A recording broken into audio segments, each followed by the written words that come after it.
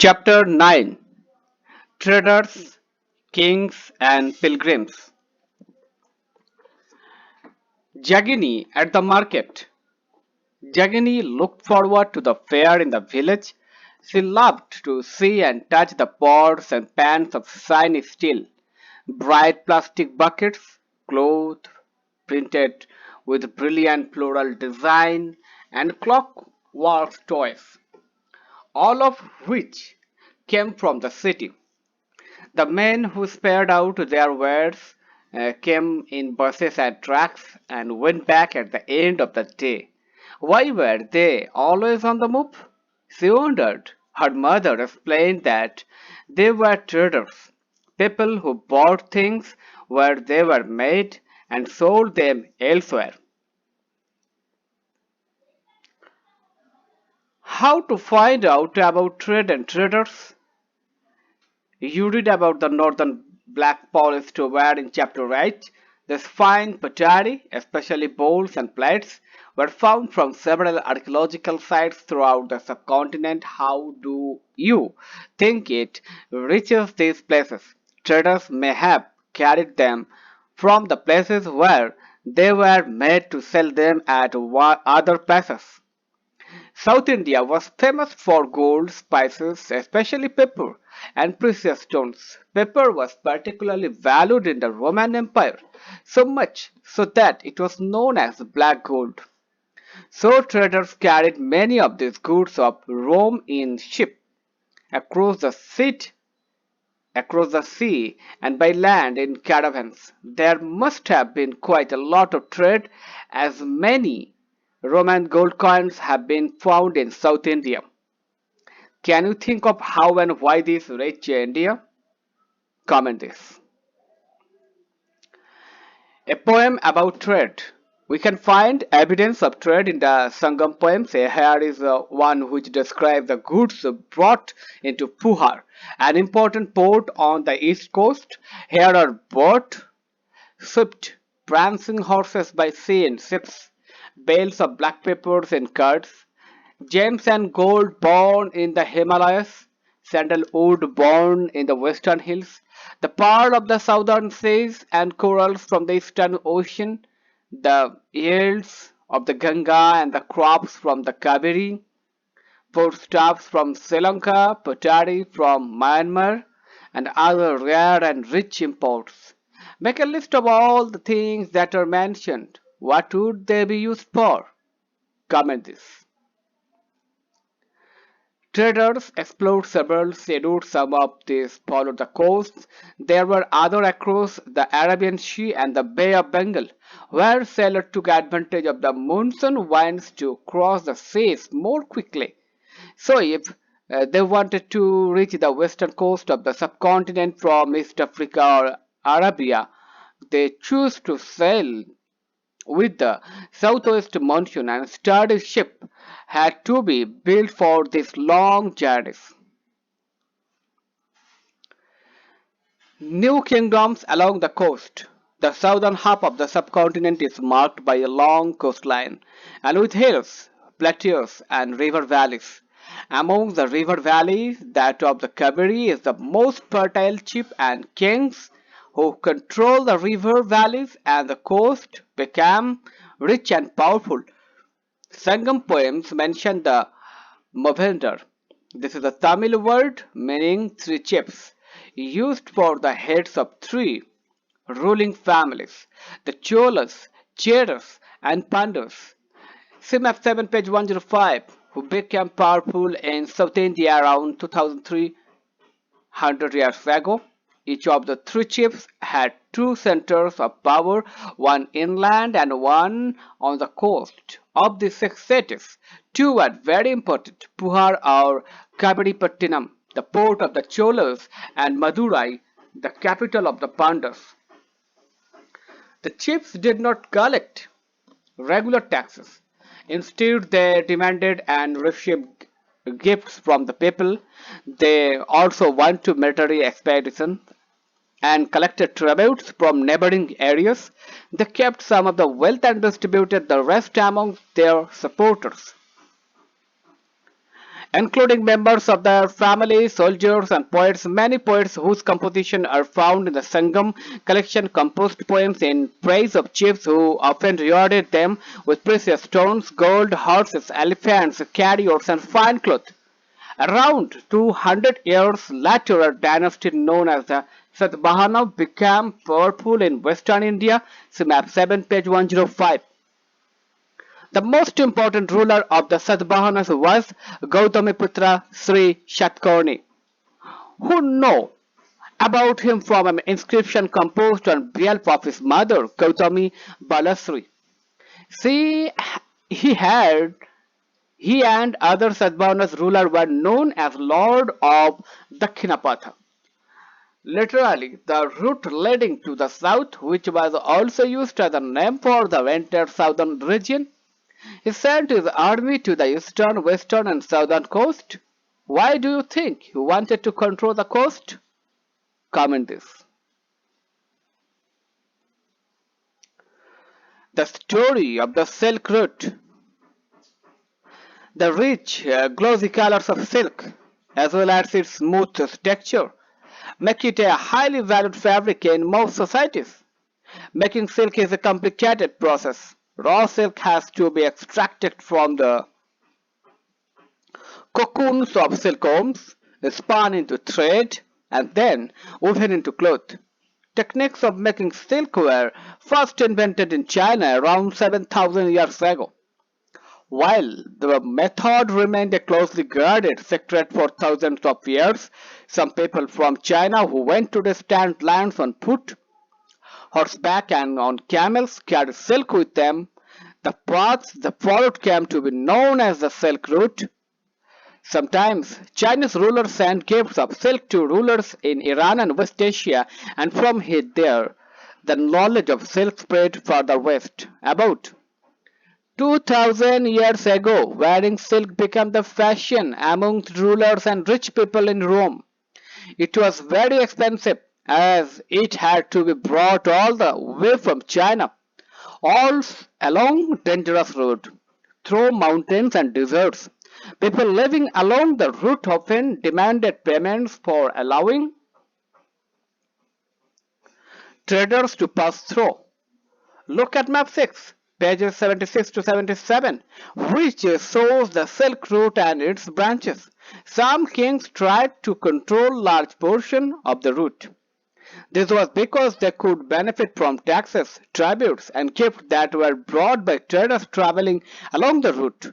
In return, they often protected the traders who passed through their kingdoms from attacks by robbers. The best known of the rulers who controlled the Silk Route were the Kushanas, who ruled over Central Asia and Northwest India around 2000 years ago. Their two major centers of power were Peshawar and Mathura. Taxila was also included in their kingdom. During their rule, a branch of the Silk Road extended from Central Asia down to the seaport at the mouth of the river Indus, from where silk was shipped westward to the Roman Empire. The Kushanas were amongst the earliest rulers of the subcontinent to issue gold coins. These were used by traders along the Silk Route. Why do you think it would have been difficult to use cards along the Silk Route? Silk was also sent from China by sea. Trace the routes on map 6, page 76 to 77. What do you think would have been the advantages and problems in transporting silk by sea? Comment this. A sculpture from the stupa at Sachi. Look at the tree and the empty seat below it. Sculpture carved this to indicate that the Buddha had attained enlightenment while meditating under the tree.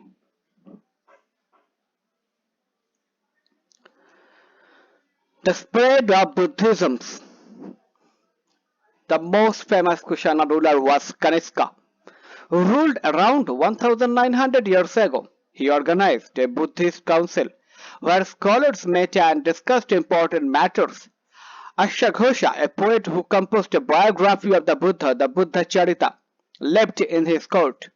Ashaghosha and other Buddhist scholars now began writing in Sanskrit.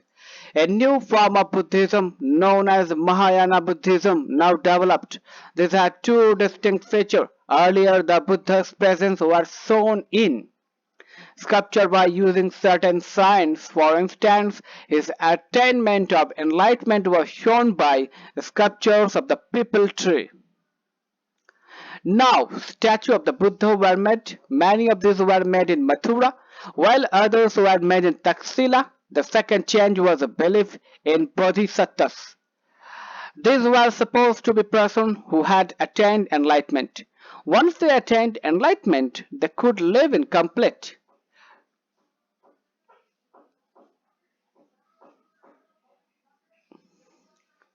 isolation and meditate in peace. However, instead of doing that, they remained in the world to teach and help other people. The worship of bodhisattvas became very popular and spread throughout Central Asia, China, and later to Korea and Japan. Buddhism also spread to western and southern India, where dozens of caves were hollowed out of hills for monks to live in. Some of these caves were made on the orders of kings and queens, others by merchants and farmers. These were often located near passes through the Western Ghat, roads connecting prosperous ports on the coast to the cities in the Deccan ran through these passes. Traders probably below left an image of the Buddha from Mathura, right an image of the Buddha from Taxila. Look at this and note the similarities and difference that you may found. Halted in these cave monasteries during their travels. Buddhism also spread southeastward to Sri Lanka,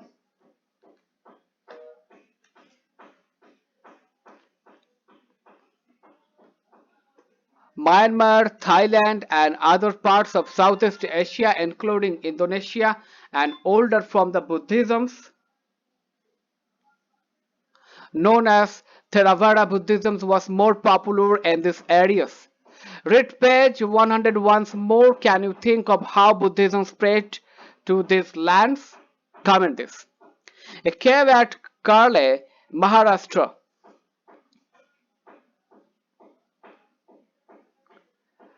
The quest of the pilgrims, as traders journeyed to distant land in caravan and ships, pilgrims often traveled with them. Pilgrims are men and women who undertake journeys to holy places in order to offer worship. The best known of these are the Chinese Buddhist pilgrims, Fa-Yin, who came to the subcontinent about 1600 years ago, Xuanzang, who came around 1400 years ago, and I King, who came about 50 years after Xuanzang. They came to visit places associated with the life of the Buddha, chapter 6, as well as famous monasteries. Each of these pilgrims left an account of his journey. They wrote of the dangers they encountered on their travels, which often took years, of the countries and the monasteries that they visited, and the books they carried back with them. How Fa-Yin returned to China. Fa-Yin began his journey back home from Bengal.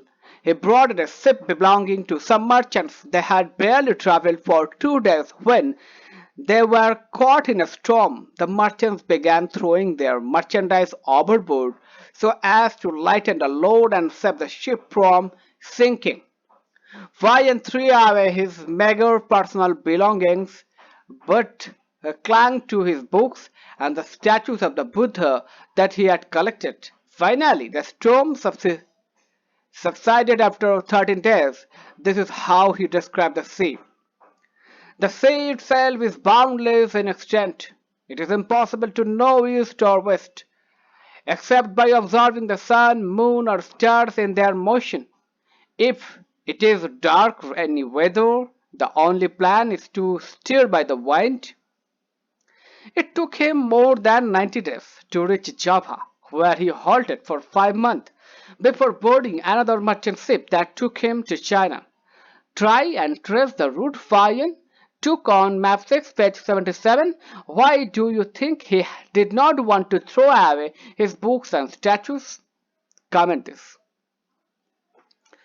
Xuanzang, who took the land route back to China through the northwest and central Asia, carried back with him statues of the Buddha made of gold, silver, and sandalwood, and over 600 manuscripts loaded on the backs of 20 horses.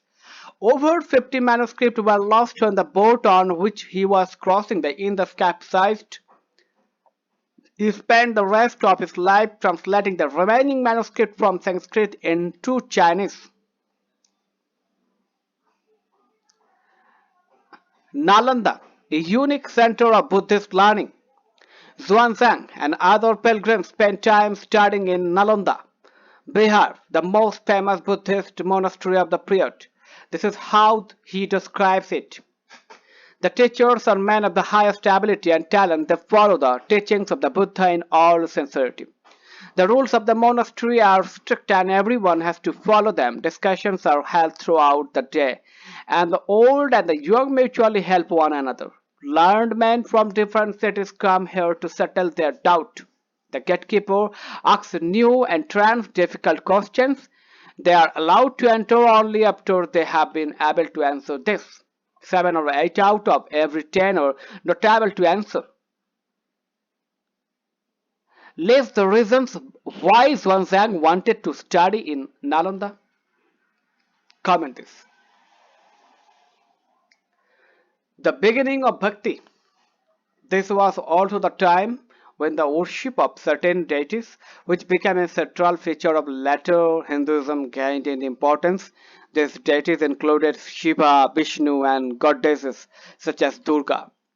These deities were worshipped through bhakti, an idea that became very popular at this time. Bhakti is generally understood as a person's devotion to his or her chosen deity. Anybody, whether rich or poor, belonging to the so-called high or low castes, man or woman, could follow the path of bhakti. The idea of bhakti is present in the Bhagavad Gita, a sacred book of the Hindus, which is included in the Mahabharata chapter 11. In this, Krishna the God asks Arjuna, his devotee and friend, to abandon all dharmas and take refuge in him, as only he can set Arjuna free from every evil. This form of worship gradually spread to different parts of the country. Those who followed the system of bhakti emphasized devotion and individual worships of a god or goddesses, rather than the performance of elaborate sacrifices. According to this system of belief, if a devotee worships the chosen deity with a pure heart, the deity will appear in the form in which he or she may desire. So the deity could be thought of as a human being, lion, tree, or any other form. Once this idea gained acceptance, artists made beautiful images of these deities. Vishnu as Baraha, an image from Iran, Madhya Pradesh. This magnificent statue is of a special form of Vishnu, the Baraha or boar, according to the Puranas, chapter 11. Vishnu took the shape of a boar in order to rescue the earth, which had sunk into water. Here the earth is shown as a woman.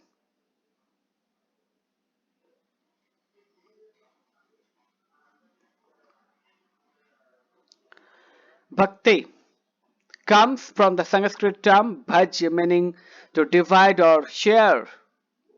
This suggests an intimate two-way relationship between the deity and the devotee. Bhakti is directed towards Bhagavat, which is often translated as God, but also means one who possesses and shares bhaga. Literally good fortune or bliss. The devotee known as the Bhakta or the Bhagavata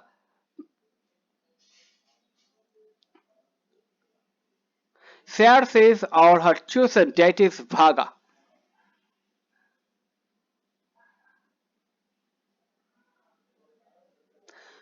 A poem by a Bhakta. Most bhakti literature tells us that riches, learning, and high status do not automatically ensure a close relationship with the deity.